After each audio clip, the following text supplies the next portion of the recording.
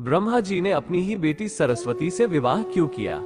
हिंदू धर्म के दो ग्रंथों सरस्वती पुराण और मत्स्य पुराण में सृष्टि के रचयिता ब्रह्मा का अपनी ही बेटी सरस्वती से विवाह करने का प्रसंग है, जिसके फलस्वरूप इस धरती के प्रथम मानव मनु का जन्म हुआ। लेकिन ब्रह्मा ने अपनी ही पुत्री से विवाह जैसा निंदनीय काम क्यों किया, इसका जवाब जानने के लिए पढ़ते हैं पुराणों में वर्णित कथा।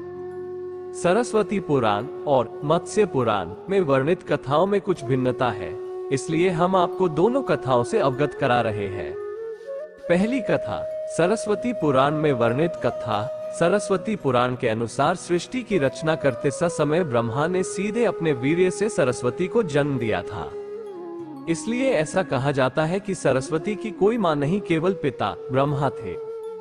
सरस्वती को विद्या की देवी कहा जाता है, लेकिन विद्या की यह देवी बेहद खूबसूरत और आकर्षक थी कि स्वयं ब्रह्मा भी सरस्वती के आकर्षण से खुद को बचाकर नहीं रख पाए और उन्हें अपनी अर्धांगिनी बनाने पर विचार करने लगे। सरस्वती ने अपने पिता की इस मनोभावना को भांपकर उनसे बचने के लिए चारों दिशाओं में छिपने का प्रयत्न किया, लेकिन उनका हर प्रयत्न बेकार साबित हुआ। इसलिए विवश होकर उन्हें अपने पिता के साथ विवाह करना पड़ा। ब्रह्मा और सरस्वती करीब 100 वर्षों तक एक जंगल में पति पत्नी की तरह रहे। इन दोनों का एक पुत्र भी हुआ, जिसका नाम रखा गया था स्वयंभू मनु। दूसरी कथा मत्स्य पुराण में वर्णित कथा। इसके विपरीत मत्स्य पुराण के अनुसार ब्रह्मा के 5 सिर थे। कहा जाता है जब ब्रह्मा ने सृष्टि की रचना की तो वह इस समस्त ब्रह्मांड में अकेले थे। ऐसे में उन्होंने अपने मुख से सरस्वती, सांध्य, ब्राह्मी को उत्पन्न किया। ब्रह्मा अपनी ही बनाई हुई रचना सरस्वती के प्रति आकर्षित होने लगे और लगातार उन पर अपनी दृष्टि डाले रखते थे। ब्रह्मा की दृष्टि से बचने के लिए सरस्वती चारों दिशाओं में छिपती रही, लेकिन वो उनसे नहीं बच पाई।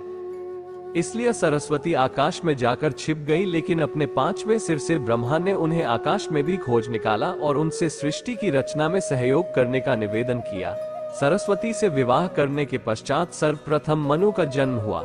ब्रह्मा और सरस्वती की यह संतान मनु को पृथ्वी पर जन्म लेने वाला पहला मानव कहा जाता है। इसके अलावा मनु को वेदों, सनातन धर्म और संस्कृत समेत समस्त भाषाओं का जनक भी कहा जाता है। वीडियो अगर पसंद आया हो तो वीडियो को लाइक और चैनल को सब्सक्राइब करें। धन्यवाद।